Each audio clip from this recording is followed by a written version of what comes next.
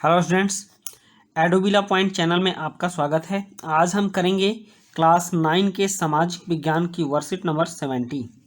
ये 26/12/2020 के लिए वर्कशीट है और आज के वर्कशीट में नाथसीवाद और हिटलर के उदय चैप्टर की पुनरावृत्ति करेंगे। इसके प्रश्नों के उत्तर लिखेंगे। इसमें 3 से 5 अंक वाले प्रश्न हैं, इसलिए किसी किसी प्रश्न का उत्तर लंबा हो सकता है। नहीं तो मैंने ज़्यादा से ज़्यादा कोशिश किया है कि आपको छोटे उत्तर अवेलेबल करवाए जाएं और मैंने उस तरह के काम भी किए हैं। कुछ उत्तर मैंने छोटे किए हैं और इस वर्कशीट में आज कुल मिलाकर 21 प्रश्न हैं। इसलिए आप इसको पूरा देखेंगे और पूरा देखेंगे तो आपके इसके सारे प्रश्न समझ में आएंगे, क्योंकि ये एक महत्वपूर्ण चैप्टर है और इस चैप्टर से परीक्षा में बहुत से प्रश्न पूछे जाते हैं। इसलिए आप इस चैप्टर और चैप्टर से आने वाले प्रश्नों का एकदम सही ढंग से तैयारी करके ही जाएंगे, क्योंकि अब अंतिम समय चल रहा है। फिर 1-2 महीने में आपका एग्जाम भी होगा। तो चलिए शुरू करते हैं आज के प्रश्नों के उत्तर। यहाँ पहला प्रश्न दिया गया है कि दूसरे विश्व युद्ध के साय में जर्मनी ने क्या नरसंहार किया। मतलब कि जब दूसरा विश्व युद्ध चला था तो उसमें जर्मनी ने नरसंहार में क्या क्या किया, किन किन लोगों को मारा। तो दूसरे विश्व युद्ध के समय जर्मनी में हिटलर का शासन था और हिटलर ही मुख्य था वहाँ पर। तो इसका उत्तर हम लोग ऐसे लिखेंगे, दूसरे विश्व युद्ध के साय में जर्मनी ने यूरोप में रहने वाले कुछ खास नस्ल के लोगों का सामूहिक कत्ल किया, जैसे यहूदियों का। इसमें 60 लाख यहूदी, 2 लाख जिप्सी और 10 लाख पोलैंड के नागरिक मारे गए। मानसिक और शारीरिक रूप से अपंग जो जर्मन नागरिक थे, 70,000 जर्मन नागरिक भी मारे गए। उसके बाद है प्रश्न 2, हिटलर और गोबल्स। ये गोबल्स होगा,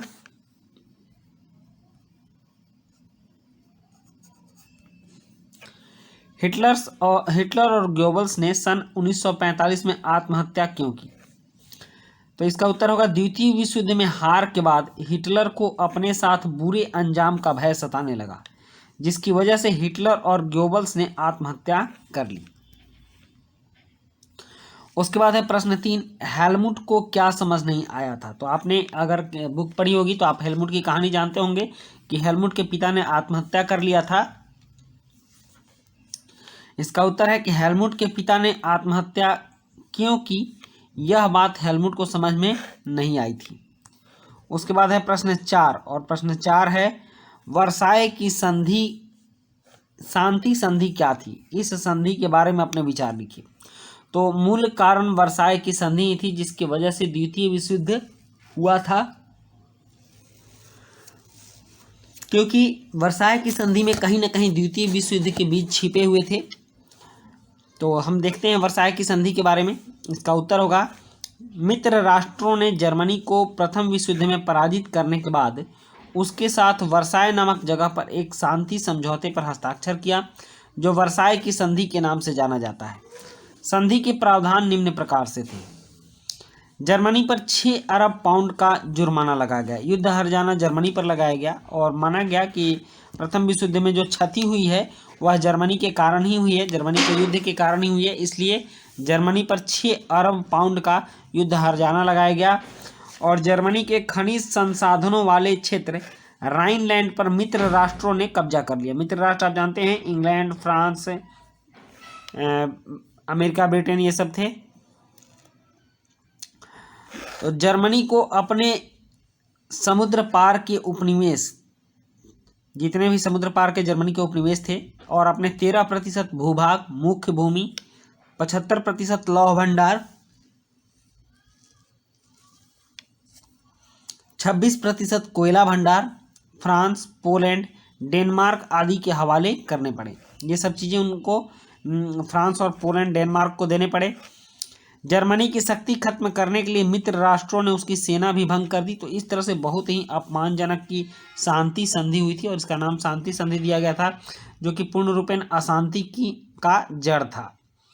उसके बाद प्रश्न 5 है, प्रथम विश्व युद्ध ने यूरोपीय समाज और राजनीतिक व्यवस्था पर अपनी गहरी छाप किस प्रकार छोड़ी? तो इसका उत्तर है प्रथम विश्व युद्ध के बाद सैनिक प्रचार और राष्ट्रीय सम्मान सर्वोपरि हो गया। खास करके यूरोप में, और यूरोप में ही जर्मनी में सबसे ज़्यादा हो गया। वहाँ सैनिकों को सम्मान की दृष्टि से देखा जाने लगा और राजनेता और प्रचारक इस बात पर जोर देने लगे कि पुरुषों को आक्रामक, ताकतवर और मर्दाना गुणों वाला होना चाहिए। उसके बाद तानाशाही ज़्यादा लोकप्रिय होने लगी। तो हिटलरशाही, हिटलरवादी, नाथसीवाद तानाशाही का ही एक नमूना है। और फिर प्रश्न 6 है, स्पार्टकिस्ट लीग क्या थी? तो इसका उत्तर है स्पार्टकिस्ट लीग जर्मनी की एक और राजनीतिक पार्टी थी जिसने वाइमर गणराज्य का विरोध किया। स्पार्टकिस्टों 1918-19 में जर्मनी में क्रांति की थी। स्पार्टकिस्टों ने 1918-19 में जर्मनी में क्रांति की थी और बाद में कम्युनिस्ट पार्टी का गठन किया। फिर प्रश्न 7 है कि फ्रांस के द्वारा जर्मनी के रूर इलाके समझते हैं जहाँ खनिज संपदा ज़्यादा मिलते हैं, धनी इलाके पर कब्जे के बाद जर्मनी की अर्थव्यवस्था में क्या बदलाव आया? मतलब फ्रांस ने जर्मनी के रूर इलाके पर कब्जा कर लिया प्रथम विश्व युद्ध के बाद, तो उसके बाद जर्मनी में की अर्थव्यवस्था में क्या बदलाव आया? तो देश की अर्थव्यवस्था पटरी से उतर गई, मतलब अर्थव्यवस्था धराशायी हो गई, खराब हो गई। अधिकांश खनिज उद्योग ठप हो गए, देश में लौह अयस्क तथा कोयले की कमी हो गई और फैक्ट्रियां बंद हो गई। उसके बाद प्रश्न 8 है, आर्थिक संकट क्या था? इसका जर्मनी पर क्या प्रभाव पड़ा? तो इसका उत्तर है 1929 से 1932 के बीच पूरा विश्व मंदी की चपेट में आ गया था, जिसे आर्थिक संकट कहा जाता है। जर्मनी पर इसका प्रभाव, कारखाने बंद हो गए, मतलब जर्मनी के कारखाने बंद हो गए, व्यापार चौपट हो गया, औद्योगिक उत्पादन 1929 के मुकाबले 1932 में 40% तक घट गया और कृषि उत्पादों में की कीमतों में, जो कृषि से जो उत्पादन होता था उनकी कीमतों में गिरावट आ गई। कृषि का कोई वैल्यू नहीं रह गया, किसानों के लिए पेट भरना मुश्किल हो गया। उसके बाद है प्रश्न 9, और प्रश्न 9 है कि हिटलर की विशेषताएं लिखिए जो उस समय जर्मनी के लोगों को पसंद आई। हिटलर आखिर क्यों प्रसिद्ध हो गया? उसकी कौन सी विशेषता जर्मनी के लोगों को पसंद आई? तो इसका उत्तर है उसने जर्मनी को अपमान से बाहर निकालने का रास्ता दिखाया। वह कुशल वक्ता था, योग्य संगठन करता था और उसमें प्रचार कला थी। मतलब हिटलर में प्रचार कला भी थी। प्रचार के माध्यम से उसने अपने पार्टी को खूब आगे बढ़ाया और जर्मनी की जनता को अपने तरफ मूव किया। प्रश्न 10 है, हिटलर ने अपनी तानाशाही की स्थापना के लिए क्या क्या किया? हिटलर एक तानाशाह था और उसने बहुत ही क्रूर तरीके से जर्मनी में अपने तानाशाही को स्थापित किया। तो इसका उत्तर है हिटलर ने अपनी तानाशाही की स्थापना के लिए 3 मार्च 1933 को विशेषाधिकार अधिनियम पारित किया, जो निम्न प्रकार से था। नाजियों और उनके सहयोगियों को छोड़कर अन्य सभी राजनीतिक दलों और ट्रेड यूनियनों पर प्रतिबंध लगा दिया। प्रश्न 2 है, अर्थव्यवस्था, मीडिया, सेना और न्यायपालिका पर राज्य ने पूर्ण रूप से नियंत्रण कर लिया। प्रश्न 3 है, इस विशेषाधिकार अधिनियम के तहत हिटलर को शासन करने की सारी शक्तियां मिल गई। और उसके बाद ये सारे टॉपिक्स हैं। और प्रश्न 11 है, विदेश नीति के मोर्चे पर हिटलर को क्या क्या कामयाबियां मिली? तो इसका उत्तर है हिटलर ने 1933 में जर्मनी को लीग ऑफ नेशन से बाहर निकाला। उसने 1936 में राइनलैंड पर कब्जा किया। जो राइनलैंड पर फ्रांस ने कब्जा किया था, उस राइनलैंड को उसने दोबारा 1936 में ले लिया। 1938 में नारा एक व्यक्ति एक साम्राज्य एक नेता के तहत ऑस्ट्रिया और जर्मनी को एकीकृत किया। सितंबर 1940 में जर्मनी ने पोलैंड पर आक्रमण किया और सितंबर 1940 में जर्मनी, इटली और यहाँ 39 में किया था, 40 नहीं, सितंबर 1939 में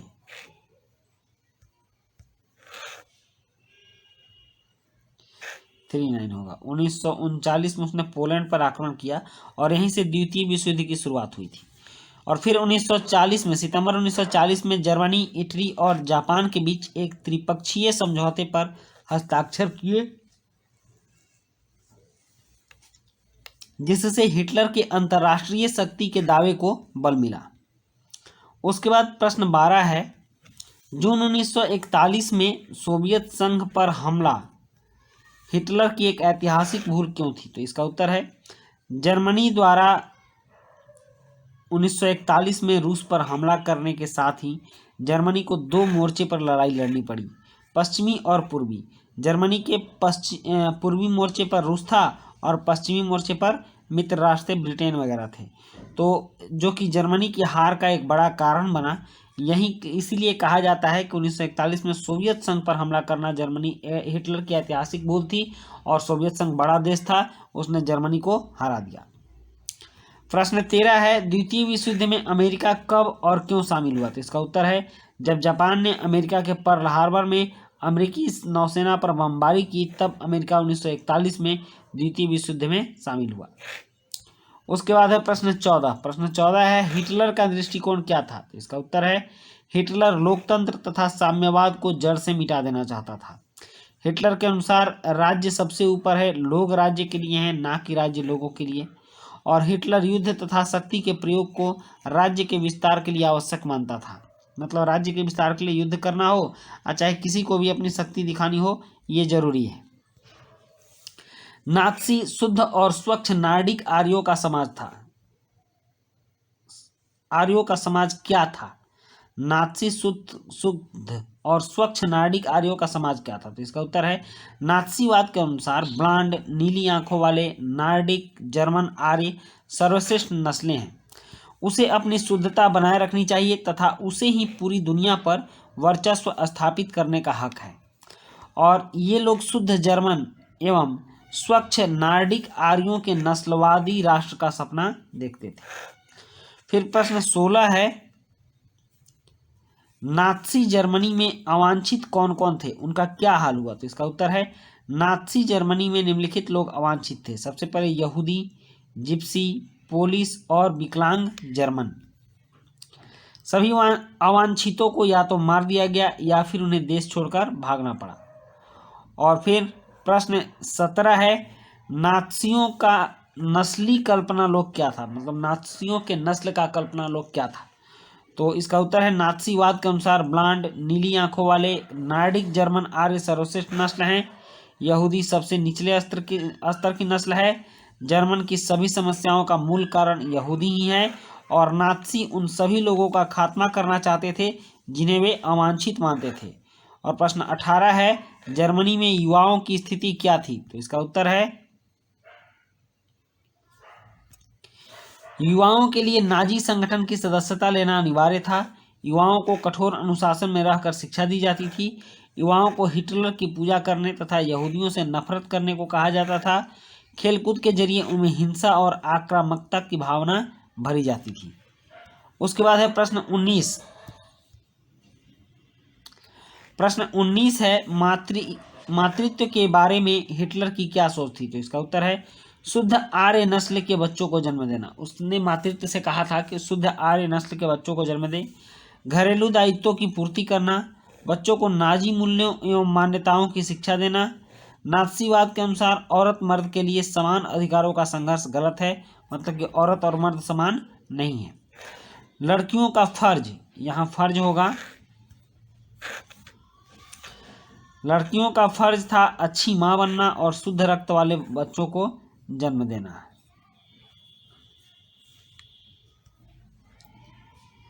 और फिर प्रश्न 20 है, नात्सी शासन ने भाषा और मीडिया का किस प्रकार इस्तेमाल किया? तो इसका उत्तर है, नाजियों ने नात्सीवाद का प्रचार करने के लिए मीडिया का बहुत सोच समझकर इस्तेमाल किया। नाजी विचारों को फैलाने के लिए तस्वीरों, फिल्मों, पोस्टरों, आकर्षक नारों आदि का खूब सहारा लिया जाता था। इसमें भाषा का खूब भ्रामक प्रयोग किया गया। उसके बाद प्रश्न 21 और अंतिम प्रश्न है कि नात्सी जर्मनी में महाध्वंस क्या था? तो इसका उत्तर है, महाध्वंस दूसरे विश्व युद्ध के समय एक अवधि थी जब लाखों यहूदियों की हत्या कर दी गई। यह हत्याएं जर्मनी में नाजी पार्टी द्वारा एडोल्फ हिटलर के नेतृत्व में की गई थी। तो बच्चों ये थी आपकी वर्कशीट, और आपने देखा कि किस तरह से मैंने बहुत ही छोटे छोटे आंसर तैयार किए हैं और ये सभी सटीक आंसर हैं। आप भी जब परीक्षा में लिखना तो सारे आंसर में अगर संभव हो तो बुलेट देकर लिखना, मतलब उनको आप पॉइंटेड करके लिखना। इस तरह से कुछ नंबर ज़्यादा आते हैं। और आपने वर्कशीट के सारे प्रश्न कर लिए, 21 प्रश्न थे, टोटल के टोटल प्रश्न सॉल्व हो गए। अब मिलते हैं नेक्स्ट वर्कशीट में। Thank you.